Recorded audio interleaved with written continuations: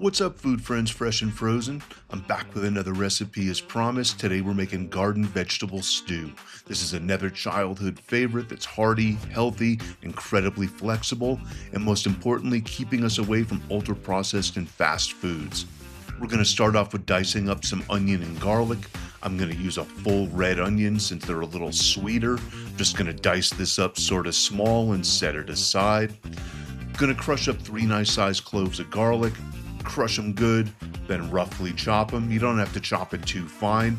And then we're going to add this all to the onions and just set it aside.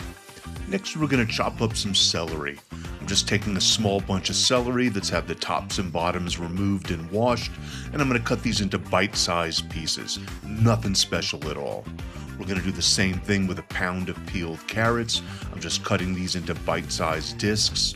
And when the carrot gets thicker, I cut the disc a little thinner. We want everything to cook around the same time. And then lastly, about a pound of potatoes that I've peeled. We're going to cut them in half again, and then just cut them into larger than bite-sized pieces since these are going to break down a little bit in our stew as they cook. I've also got a small bunch of cilantro and parsley, and we're just going to chop these all up together. We want to take these past a rough chop and cut these all up to a little more finely chopped up. This doesn't have to be perfect since we're going to stew it all.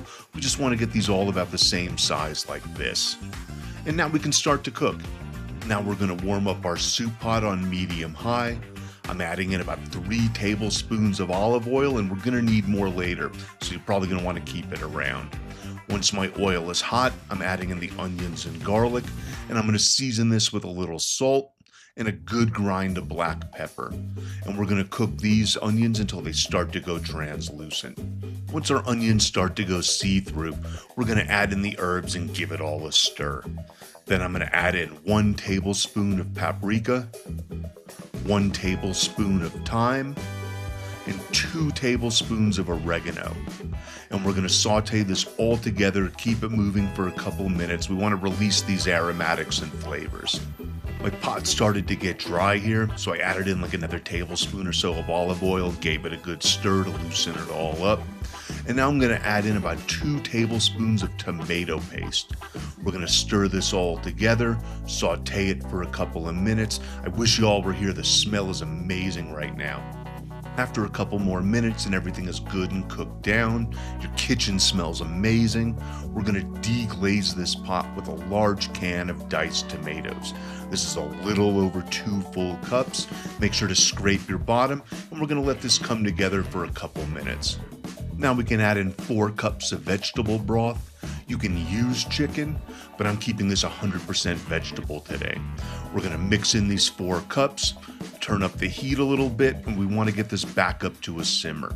We're going to add in all the carrot, celery, and potatoes right now. We're also going to add in about 2 tablespoons of soy sauce. You can use 1 tablespoon of Worcestershire if you like, but I really like soy sauce more for that umami flavor. And we want to get this all back up to heat and simmer for about 25 minutes or so. And while this is simmering, we've got 25 minutes to cut up some more fresh veggies. Nothing special. I'm going to cut up 1 zucchini. I sliced it lengthwise, then lengthwise again, cut it into chunks. And we're going to do the same thing with this yellow summer squash. Nothing special at all. I've also got a bunch of asparagus that I'm going to cut up for this veggie stew. Just chopping the tops, then working my way down the stalks about halfway. You can add in whatever veggies you like. It's a super flexible recipe. I'm also going to add in about a small bunch of kale for nutrition. You know I love adding kale to soups, just dicing this up into small pieces.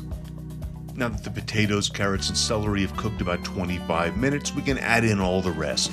We're going to add in that zucchini and squash that we just prepped, the asparagus, and we didn't add all this earlier because it's going to cook to mush if we cook all these veggies too long.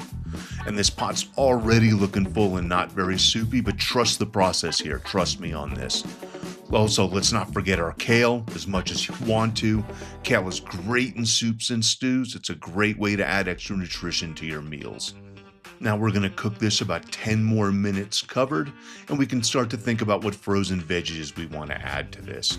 I'm only going to add in a small bag of peas because we added a lot of fresh veggies. Love peas in stew. They add a sweetness to anything you add them to. And you're going to see as you stir these in, the zucchini and the squash are releasing their water and adding more broth to our stew. And now we're going to add a little more water to our stew while thickening it at the same time.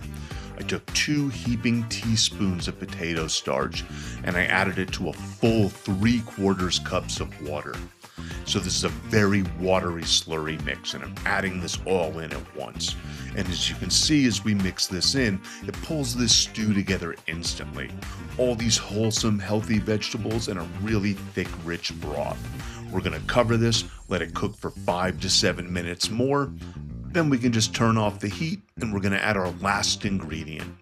At the very, very end, I'm going to squeeze in the juice of 1 fresh lemon.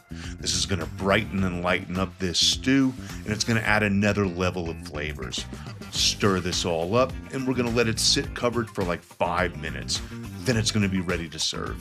This garden vegetable stew is a nutritious, healthy, and hearty stew that I've been making since childhood from our home garden. You can add in whatever vegetables you like, and that's sort of the point. All that's really important is the process. I hope you enjoyed this recipe. I've got more recipes to come next week, and here's some that I've already recorded that I know you're going to love. Keep being awesome, everyone. Peace.